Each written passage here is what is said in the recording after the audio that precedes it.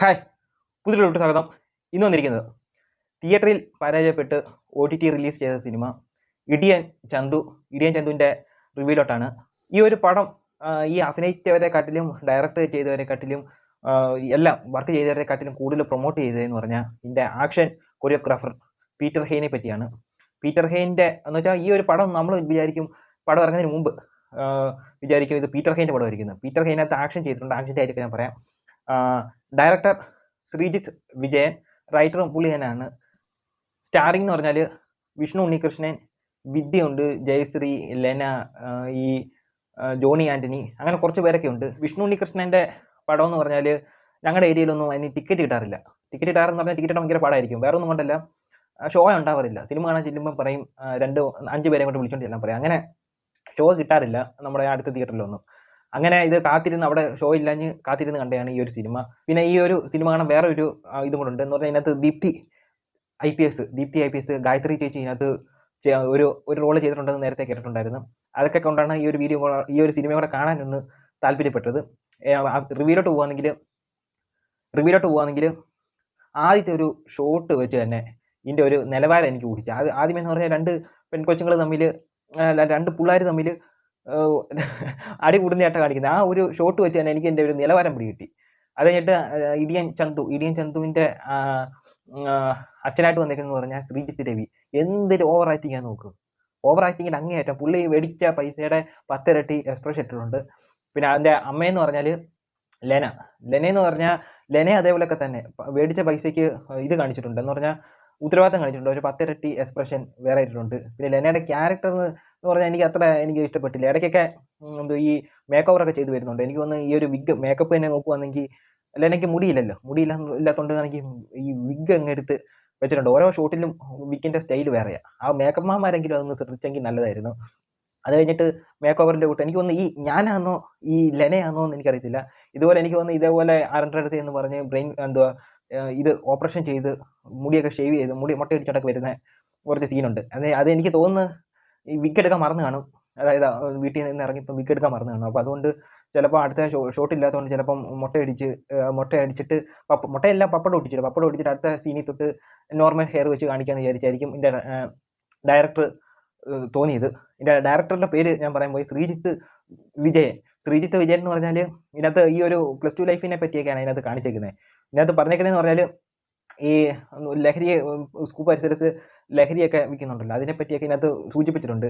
എനിക്ക് തോന്നി ഈ ഒരു പടം പുള്ളി തന്നെ റൈറ്റർ എഴുതിയേക്കുന്നത്. എനിക്ക് തോന്നി ഇതിനകത്ത് പുള്ളി ഈ കഞ്ചാവൊക്കെ അടിച്ചിട്ടാണ് തോന്നുന്നു ഈ ഒരു സിനിമ എഴുതിയേക്കുന്നതെന്ന് തോന്നുന്നു. അത്രയ്ക്കും ബോറ്, തുടക്കം തൊട്ട് അവസാനം വരെയും ബോറ് സീനുകളൊക്കെ കാണിച്ചു വെച്ചു. ഇടിയൻ ചന്തുവിനെ കാണിക്കുന്നുണ്ട്. വിഷ്ണു ഉണ്ണികൃഷ്ണൻ എന്ന് പറഞ്ഞാൽ അതായത് പുള്ളി ഭയങ്കര ഗുണ്ടയുടെ കൂട്ടൊക്കെയുള്ള ആണെന്ന് എല്ലാവരും വിചാരിച്ചിരിക്കുന്നത്. പക്ഷേ പുള്ളി ഒരു നൈസായിട്ട് കാര്യം പറയുന്നത് പണ്ടത്തെ ഇതുണ്ടല്ലോ, ഏതാ കട്ടപ്പനയിലെ കൃത്തിക് റോഷൻ, അതിനകത്തിൻ്റെ കൂട്ടൊക്കെ ഉള്ള കാര്യം പറച്ചിലൊക്കെ തന്നെ പുള്ളി ഇപ്പോഴും ആ ഒരു ശൈലിയാണ് പിടിച്ച് നിൽക്കുന്നത്. പുള്ളി എന്ന് പറഞ്ഞാൽ +2 പാസ്സായിട്ടില്ല. അത് അച്ഛൻ കോൺസ്റ്റബിൾ ആയിരുന്നു പോലീസ്. അത് മരിച്ചതിൻ്റെ മകന് ജോലി കിട്ടണമെങ്കിൽ +2 പാസ്സാവണം. ഇയാൾ +2 പാസ്സായിട്ടില്ല. ഇയാൾക്ക് 10-24 വയസ്സുണ്ട്. ഇപ്പോഴും സ്കൂളിൽ പോയാണ് പഠിക്കുന്നത്. ഇത് എവിടുത്തെ ലോജിക്ക്, ഏത് യൂണിവേഴ്സിറ്റിയിലെ +2 ആണെന്ന് എനിക്ക് മനസ്സിലാവുന്നില്ല. ഇതൊക്കെയാണ് കുഴപ്പം. ഇപ്പം നമ്മുടെ ഈ കേരളത്തിൽ മാത്രമല്ല മിക്ക സ്റ്റേറ്റിൻ്റെയും സ്റ്റൈലി എന്ന് പറഞ്ഞാൽ ഇതുപോലെ +2 ആണെങ്കിൽ ആദ്യത്തെ 2 വർഷം നമുക്ക് പഠിക്കാം, +1 +2. അത് കഴിഞ്ഞിട്ട് 10ാം ക്ലാസ്സിൻ്റെ മാർക്കിൻ്റെ അപേക്ഷയിൽ ഓരോരോ ഗ്രൂപ്പിൽ കിട്ടുന്നത് മാർക്കിൻ്റെ അടിസ്ഥാനത്തിൽ. അത് കഴിഞ്ഞിട്ട് ആ 2 വർഷം കഴിഞ്ഞിട്ട് പിന്നെ എന്തെങ്കിലും കിട്ടാൻ പേപ്പർ വല്ലതും ഇതുണ്ടെങ്കിൽ വെളിയിൽ നിന്നുകൊണ്ട് എഴുതിയെടുക്കുക. ഇതല്ലയോ സാധാരണ നടന്നു വരുന്നത്. ഇത് +2 മാത്രമല്ല, ഡിഗ്രിക്ക് അതൊക്കെ തന്നെ. +2ൻ്റെ മാർക്കിൽ അപേക്ഷിക്കും, കോളേജ് മാർക്ക് അടിസ്ഥാനത്തിൽ ഓരോരുത്തരെ സെലക്ട് ആക്കും. അത് 3 വർഷം കഴിഞ്ഞിട്ട് പിന്നെ അതിന് കിട്ടണമെങ്കിൽ വെളിയിൽ ഇരുന്ന് എഴുതിയെടുക്കണം. ഇങ്ങനെയാണ് സാധാരണ നടക്കുന്നത്. ഇത് ഇതൊക്കെ എവിടുത്തെ ഇതാണെന്ന് അറിയത്തില്ല. ഓരോ വർഷം കഴിയുന്തോറും ഓരോരോ സ്കൂളിലോട്ട് ട്രാൻസ്ഫർ ആയിട്ട് മാറുന്നതായിട്ടാണ് ഇതിനകത്ത് കാണിച്ചു വെച്ചേക്കുന്നത്. അതൊക്കെ പോട്ടെ, നമുക്ക് പിന്നെ വിശ്വസിക്കാം. കഥയ്ക്ക് വേണ്ടി മാറ്റി ഇതാണെന്ന് പിന്നെയും വിശ്വസിക്കാം. പിന്നെ കഥ ഷിഫ്റ്റ് ആവുന്നതെന്ന് പറഞ്ഞാൽ കോതമംഗലത്തിലോട്ട് പോകുന്നത്, തമിഴ്നാട്. പക്ഷേ അവിടെ പറയുന്നത് മൊത്തം മലയാളമാണ്. അത് കഴിഞ്ഞിട്ട് അവിടുത്തെ കുറച്ച് സ്കൂൾ പ്രിൻസിപ്പളാണ് ലാലു അലക്സിൻ്റെ കുറച്ച് വെറുപ്പിൽ നടക്കുന്നുണ്ട്.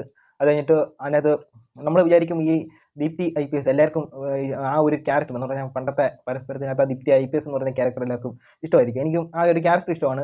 പക്ഷേ അതിൻ്റെ മേളിൽ നിൽക്കുന്ന ഒരു ക്യാരക്ടർ ഇത് പുള്ളിക്കാരി ഇതുവരെയായിട്ടും ചെയ്തിട്ടില്ല. ഇനി എനിക്ക് തോന്നുന്നു ഇതുപോലെ അതിൻ്റെ മേളിൽ നിൽക്കുന്ന ക്യാരക്ടർ ഇനി കിട്ടാനും ചാൻസ് കുറവാന്ന് തോന്നുന്നു. ഇതിനകത്ത് കൊണ്ടുവന്ന് പുള്ളിക്കാരിയുടെ ഒരു വെറുപ്പീര് കാണിച്ചു വെച്ചേക്കുന്നുണ്ട്. പുള്ളിക്കാരി ഇതിനകത്ത് ഇത് കെമിസ്ട്രി ടീച്ചറാണേ. ആദ്യത്തെ ഒരു ബിൽഡപ്പ് പിന്നെ അങ്ങോട്ടില്ല. പിന്നെ പുള്ളി ഇതിനകത്ത് കിച്ചൺ തൊട്ട് ക്യാൻറ്റീൻ തൊട്ട് ഒരു പിയൂണിൻ്റെ പണി മൊത്തം ഒറ്റയ്ക്കാണ് ചെയ്യുന്നത്. അതായത് വൺ മാൻ ആർമിയുടെ കൂട്ട് എല്ലാ അതായത് ഇത് നമ്മുടെ ദീപ്തി IPS ചെയ്യുന്നത്. അത് എന്തിൻ്റെ ഏത് ക്യാരക്ടർ ബിൽഡപ്പാന്ന് എനിക്കറിയത്തില്ല. പിന്നെ ഇതിനകത്ത് ഫൈറ്റിൻ്റെ കാര്യം, പീറ്റർ ഹെയിനൊക്കെ ഫീൽഡ് ഔട്ട് ആയിട്ട് എനിക്കൊന്ന് പണ്ട് തമിഴ് സിനിമയുടെ ബ്രഹ്മാണ്ഡ സിനിമകളൊക്കെ ചെയ്തുകൊണ്ടിരുന്ന വ്യക്തിയാണ് പീറ്റർ ഹെയിൻ. പുള്ളിയുടെ ഫീൽഡ് ഔട്ടം കാരണം എന്ന് പറഞ്ഞാൽ പുള്ളി ചെയ്യുന്ന എല്ലാ എന്ന് വെച്ചാൽ പണ്ട് വിജയുടെയൊക്കെ തിരുമല, എനിക്കൊന്ന് 2002 തിരുമലയൊക്കെ പുള്ളി ആ ഫൈറ്റൊക്കെ ചെയ്തേക്കുന്ന പുള്ളിയാന്ന് തോന്നുന്നു. പിന്നെ അത് കഴിഞ്ഞിട്ട് ബ്രഹ്മാണ്ഡ പടങ്ങൾ മൊത്തം ഈ ബാഹുബലിക്കകത്തൊക്കെ പുള്ളിയാന്ന് തോന്നുന്നു ഇത് ചെയ്തേക്കുന്നത്. അത് കഴിഞ്ഞപ്പോഴത്തേനും പുള്ളി ഫീൽഡ് ഔട്ട് ആവാൻ തുടങ്ങി. ഫീൽഡ് ഔട്ട് ആയി കഴിഞ്ഞിട്ടാണ് ഈ പുലിമുരുകനിലൊക്കെ കൊണ്ടുവന്ന് ചെയ്യാൻ തുടങ്ങി. പുള്ളിയുടെ ഫീൽഡ് ഔട്ടം കാരണം എന്ന് പറഞ്ഞാൽ പുള്ളിയുടെ സ്റ്റെപ്പുകളെല്ലാം ഒന്നൊക്കെ തന്നെ. പിന്നെ ഈ WWE ഷോട്ടുകളൊക്കെ പുള്ളി ഇതിനകത്ത് മിക്ക ഫൈറ്റിനകത്ത് ഉൾപ്പെടുത്താറുണ്ട്. WWE നമ്മൾ ഷോട്ടുകൾ ഓരോരുത്തർക്കും ഓരോ ഷോട്ടുകൾ കാണുമല്ലോ, ആ ഷോട്ടുകളൊക്കെ ഇതിനകത്ത് ഉൾപ്പെടുത്താറുണ്ട്. ഇടിയൻ ചന്തുവിൻ്റെ ഫൈറ്റും ഇതിലോട്ട് വന്നു കഴിഞ്ഞാൽ പുള്ളി ഇതിനകത്ത് ഫൈറ്റ് എന്ന് പറഞ്ഞാൽ ഈ ചെടിച്ചട്ടി, ബാറ്റ് ഇതൊക്കെ എടുത്ത് തലമണ്ട അടിച്ച് പൊട്ടിക്കും. ഇതിനൊക്കെ എന്തിനാ പീറ്റർ ഹെയിൻ? ഇതിപ്പം നമ്മളിപ്പം ഒരു സ്വയം രക്ഷയ്ക്ക് വേണ്ടി ചെയ്യുന്ന കുറച്ച് കാര്യങ്ങളൊക്കെ ഉണ്ട്. അതിനൊക്കെ എന്തിനാ പീറ്റർ ഹെയിൻ ഈ മണൽ വാരി കല്ലിലെറിയുന്നു, മെറ്റിൽ വർക്ക് ചെയ്ത് തലയിലേക്ക് അടിക്കുന്നു. ഇതൊക്കെയാണ് പീറ്റർ ഹെയിൻ്റെ ഫൈറ്റുകൾ. ചന്തു സലീംകുമാർ ഇതിനകത്ത് വില്ലനായിട്ട് ഗുണ്ടർ റോളിലാണ് ചെയ്തേക്കുന്നത്. അതിൻ്റെ അങ്ങേറ്റം വെറുപ്പിച്ച് അങ്ങേറ്റം ആക്കിയിട്ടുണ്ട്. പിന്നെ ഇതിനകത്ത് +2 കാലഘട്ടമൊക്കെ നടക്കുന്നുണ്ട്. അവസാനം ഒരു ഫൈറ്റൊക്കെ ഉണ്ട്. അവസാനം കുറേ കൂട്ട ഫൈറ്റൊക്കെ ഉണ്ട്. കൂട്ട ഫൈറ്റ് എന്ന് പറഞ്ഞാൽ നമ്മുടെ ഈ WWE റോയൽ റംബിൾ ഇല്ലയോ, അതിനകത്തൊരു എലിമിനേഷൻ മാച്ച് വരുമല്ലോ എല്ലാവരും കൂടി ഉള്ളത്, അതേപോലെ എല്ലാവരും കൂടി കൂട്ടത്തില്ല അവിടെ കിടന്ന്. ഇതൊക്കെ ഏത് +2 സ്കൂളിൽ നടക്കുമെന്ന് എനിക്കറിയത്തില്ല, എല്ലാവരും കൂടി. അപ്പോൾ ഈ നമ്മുടെ ഹരം കയറിയിട്ടാന്ന് തോന്നുന്നു ദീപ്തി IPS ഒക്കെ ഒരു ബാറ്റ് കൊണ്ടുവന്നാൽ തലമണ്ട അടിച്ച് പൊട്ടിക്കുന്നുണ്ട്.